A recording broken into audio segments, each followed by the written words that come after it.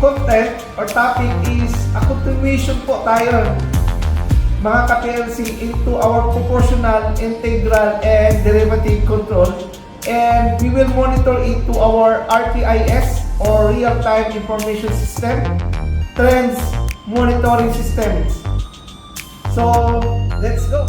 So, paano gumawa ng trend ng PID control? So, ang gagamitin natin is para ma-monitor natin yung PID control. So, let's go to our assets. So, punta tayo sa assets natin. So, trend. So, right-click, new trend. So, name ng trend natin, of course, PID. For example, 0 space PID 10. Yan. So, sample period natin, 10. Pwede naman natin gawin tong 1. Okay.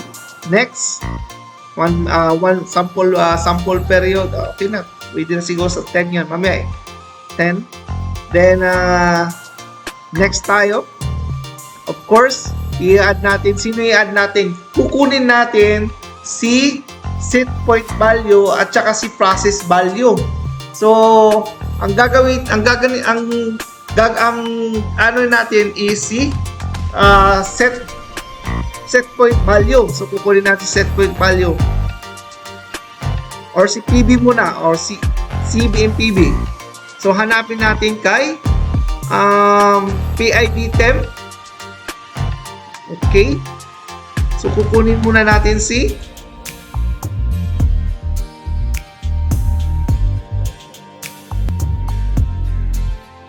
temp PB o si process variable. Okay. Add. Then, hanapin ulit natin si control variable. Si SP, si temp SP, si set point. So, add. So, actually, pwede pa kayong gumamit ng iba pang data coming from the inside of the PID temp parameter. So, marami siyang mga parameter dito, guys. Pwede mo natin gamitin. Actually, si high and low. Ito, high, low, low. So, marami tayong mailagay dito. Then, this PB high alarm, low alarm. Pwede natin gamitin yan. So, close tayo. So, finish. So, invalid daw yung PID temp. So, bakit invalid?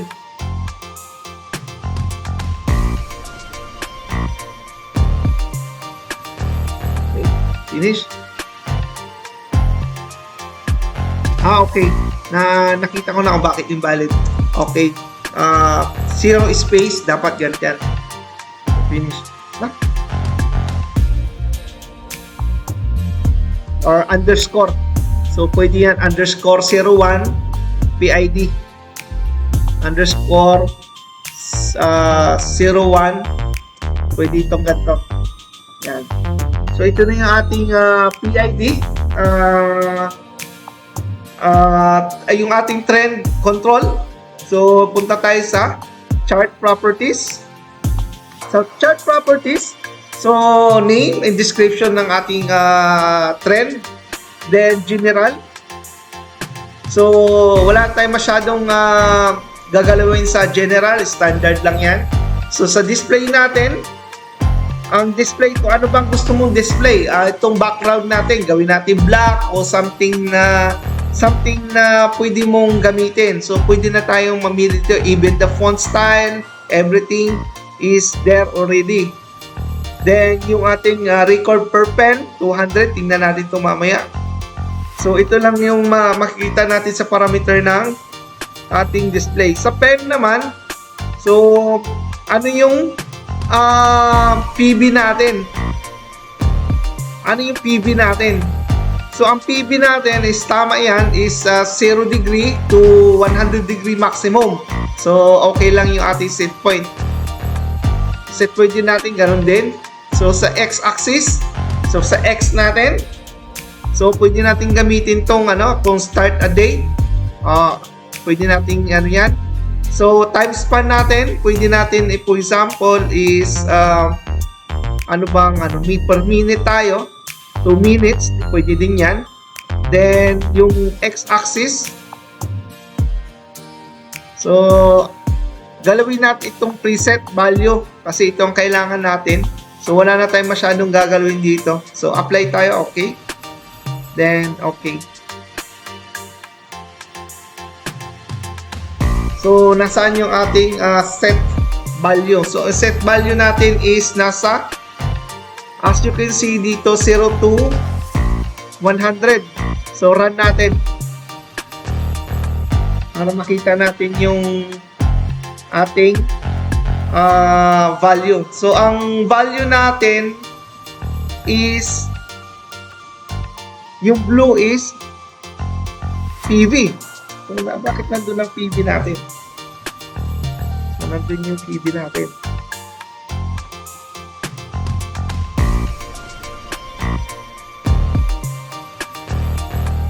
So, gawa tayo ng ating, let's go back to our PID blocks. So, for example, gawa tayo ng ating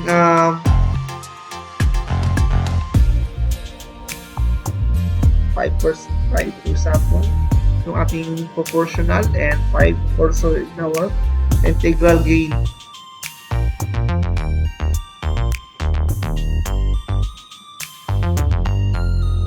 Sorry, nasa ano pala tayo sa tuning natin.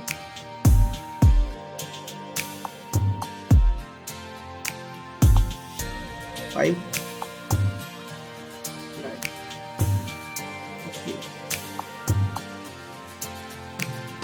So yan guys, yung ating since na ang ating set point into value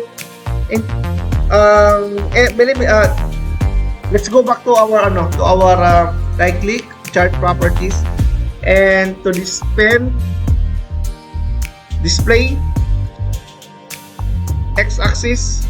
So ang time span natin, kaya ginawa natin is 2 minutes yung span natin. So example, nagkaroon ka ng problema sa sa value sa set point, sa process variable mo.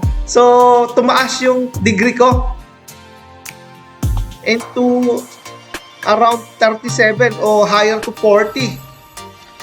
Ngayon, i-correct ng ating PID control in the 5. So, ipapaliwanag ko sa inyo yung proportional integral derivative. So, tingnan nyo siya kung paano siya mag-react doon sa ating set point. Na itatama niya yung curving ng proportional at integral is in the 5 may tamang may tamang term yan, kasi ang derivative actually in real time is para ka naguhula sa derivative. Ang proportional integral ang magandang gamitin.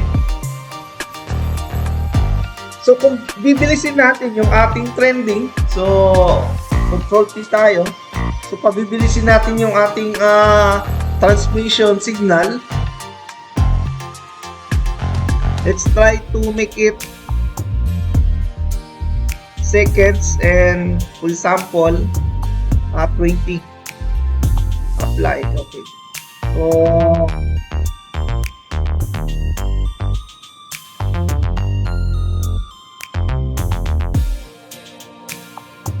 So yan guys, kung nakikita niyo yung ating process value is nag-fluctuate.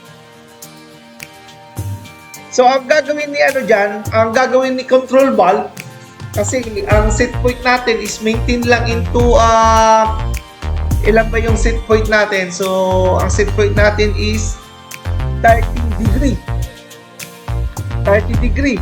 So, ang gagawin ni control valve is tumaas yung temperature, mag-o-open si temperature valve, cold water to to a little bit put some cold water into your set point para mag-balance na yung set point value at saka yung process variable.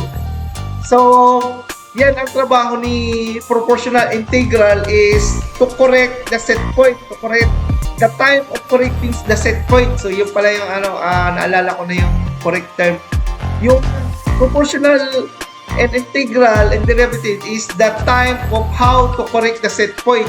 So, yun ang mga parameter settings natin. So, hanggang sa ma-maintain mo, hanggang sa makorek niya ang isang set point. And for example, ang ating set point is let's go back to our module. Gawin po set point natin is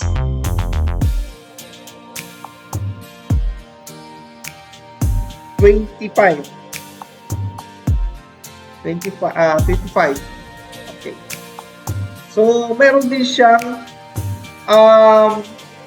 so yan. Yung ating so pagka dito rin makikita kumbawa nagka-calibrate tayo ng transmitter. So, ang calibration natin ng transmitter is 4 to 20 milliampere. So, babatuhan natin siya ng 4 to 20 milliampere or yung ating simulator. So, check natin. So, ang gagawin ko ngayon is right-click ako rito, chart properties, and axis. Tataasan ko ngayon yung aking para makita natin. So, gawin natin, for example, per hour. So, 1 hour. Apply. Uy. So, anong sabi niya? Okay. 1 hour tayo, ha? So, medyo mabagal. Okay. Nasa natin. Chart properties. Access. Ang gawin nating minutes. So, 20 minutes. Okay. Apply. Setting may disrupt trend. Okay. Close. Okay. So, for example, ito yung makikita sa DCS, guys. So, gagawa natin ito into HMI. Gagawa natin siya ng magandang design sa HMI. Itong trends na to kasi maganda tong trends na to. So, for example, ang isang instrument technician is i-check niya kung tama ba yung calibration ng ating transmitter. So, ang range value natin is 0 to 100 degree. So, ibig sabihin, expected ko na 25, 50, 75, and 100. Nandun yung aking loop. So, ang natin is from 0, 0, 5, 0, 25, 50, 75, 100. Then, yun ang tinatawag namin 11 points calibration. So, gagawin natin, guys. So, of course, wala naman tayong, hindi ko na, i-connect sa calibration. But, for example, na-receive ni PID control na mayroong loop na nangyayari. So, punta tayo sa ating, So, ang gagawin ko dito sa ating process by set point variable, ito. So, isi-set natin into 0 degree, for example. So, magre-register dyan doon sa ating trend ng 0. So, bumaba yung trend niya into 0. Okay? Then, mag-set tayo ng 25. 25 degree. Enter. So, patagalin lang natin ng konti. 50. So, sa heart communicator, ginagawa to. 75. 100. 75. 50.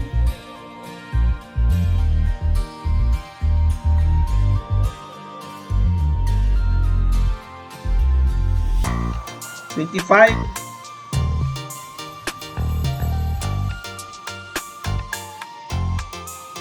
Then 0. Then back to set point 25 degree. Kasi automatic yung pag inalis mo yung yung heart communicator. So yan yung guys yung ating 5 points checking. So dito nakikita ng isang ng isang DCS operator na nagkaroon ng calibration ang field instrument. Nag-calibrate sila ng kanilang instrument. So, chart tayo. Gawin natin 10 minutes. Live. Okay. So, yan guys yung ano natin. Checking ng transmitter. So, pumunta muna 0, 25, 50, 75, 100. Baba, 75, 50, 25, 0. Tapos, inalis natin yung hard communicator. So, inalis natin yung hard communicator sa pagkakano sa transmitter. Yun, nakita niya yung bumalik na ulit yung ating loop. So, maliban lang kung may nakita ulit na spike doon sa transmitter natin, tumaas or bumaba, so makikita natin kung may problema yung transmitter. So, ang curve na yan, yung curve kung saan yung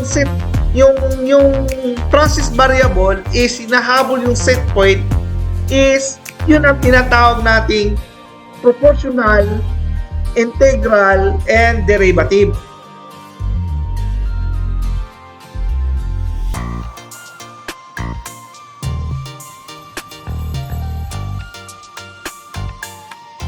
So, for example, back to our sa ating PID control, taasan natin yung ating proportional gain. For example, gawin natin 25. Apply.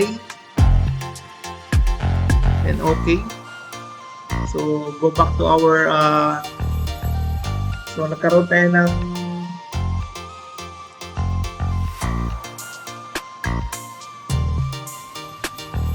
so, ang time to correct the set point ng proportional is a little bit fast siya ng konti.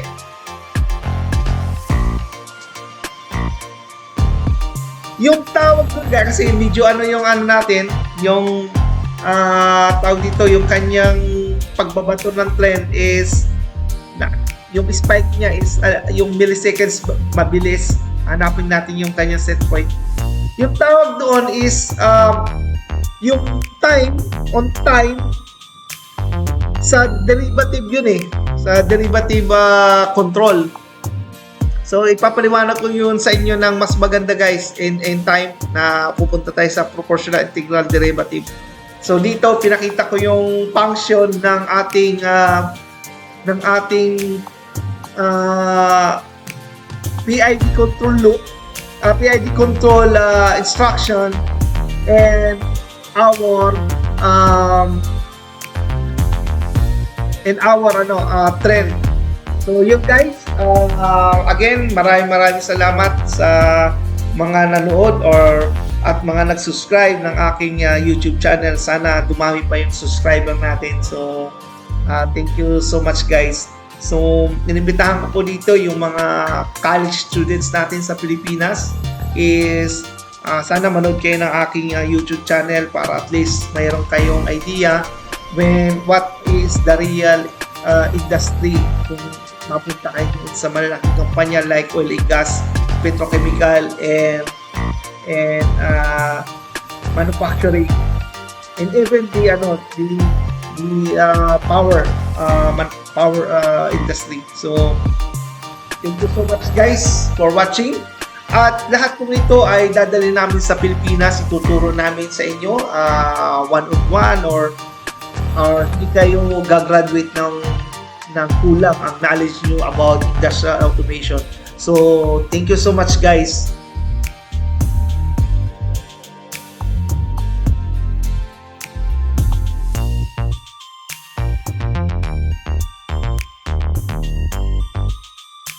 So guys, ang gagawin natin is calibrate natin at ititingnan natin sa ating trending kung tama yung ating pagbabato ng 0 to 10 volt. and 11 points calibration. So, first of all, ibabato ko is 109.7 ohms for the 25%. Kasi ang 100%, 100 ohms equivalent to 0 degree. So, ibabatuhan, magsisimulate ako ng 25 degree. So, that is 109.7.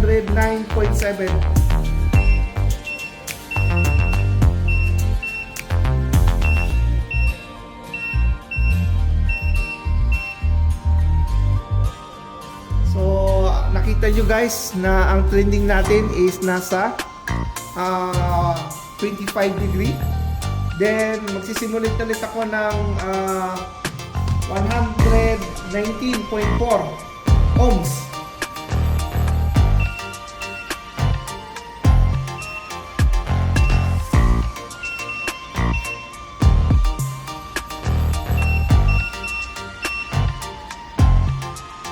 So, 50 degree guys. So, 19.4 ohms, 50 degree. Then, simulate ulit ako ng 128.96 ohms.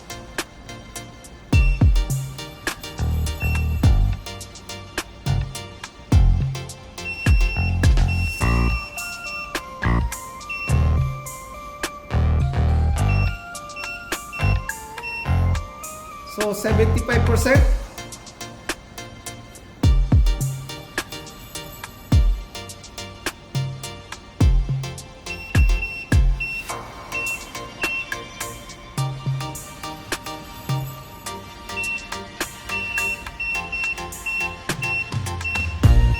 So, yan guys, ang ating 75%. So, ito yung ating 25%, 50%, and our 75%. So, nakita nyo na dito siya, 75%. Then, 100%.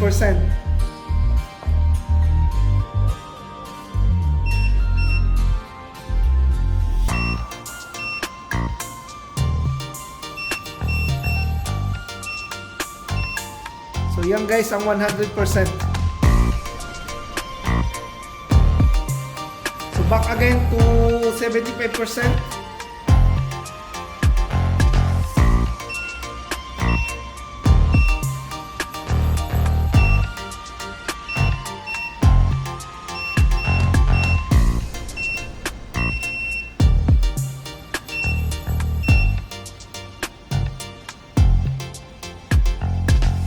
So, yan ang ating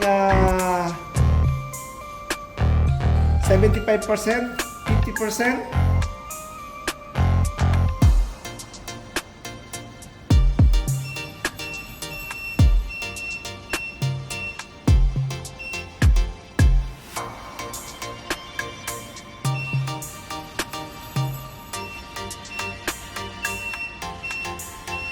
So, 50%.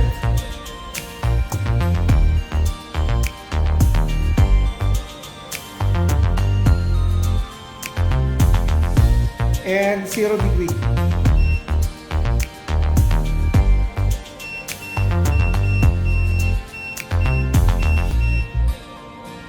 Zero degree.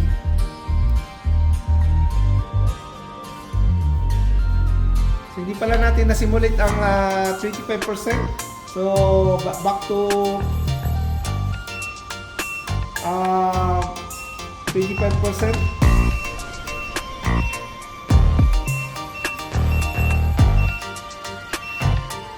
So, 25%.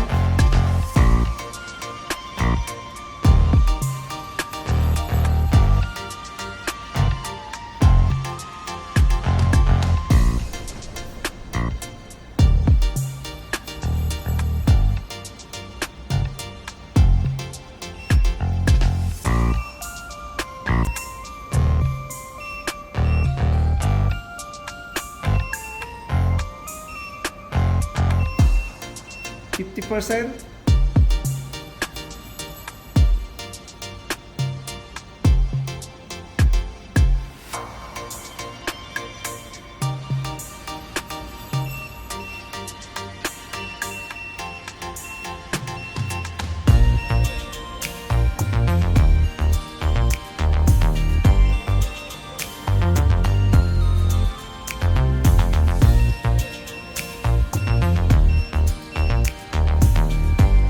So yan guys, may pagka sa naked box, mas ano din yan. Medyo magalaw yung ating trending, hindi natin talagang ma-accurate na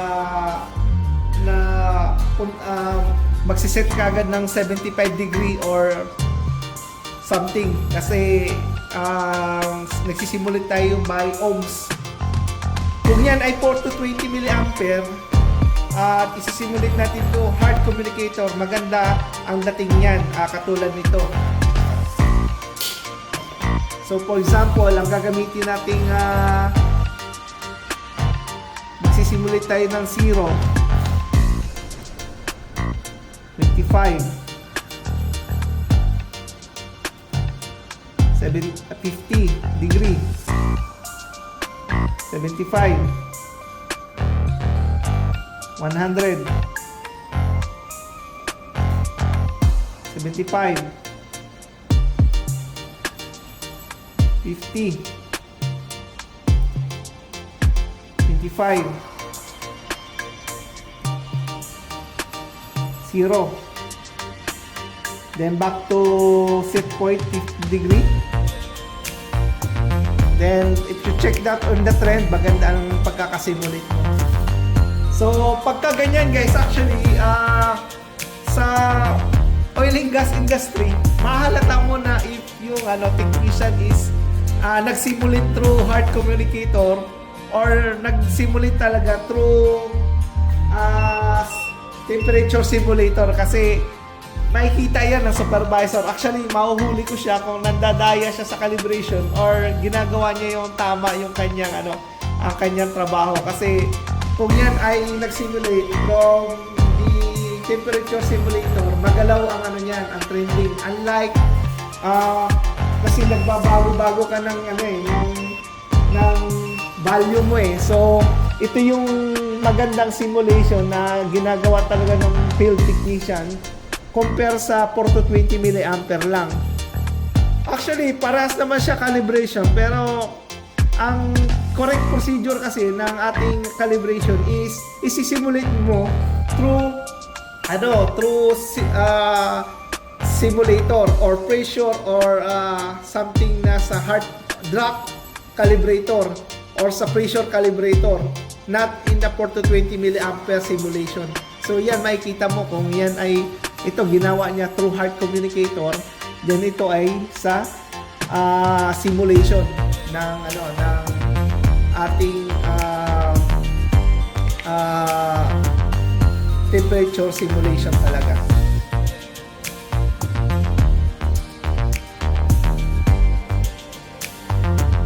So yan guys, thank you so much for watching my YouTube channel. Again, don't forget to subscribe, like and share. Maraming salamat guys.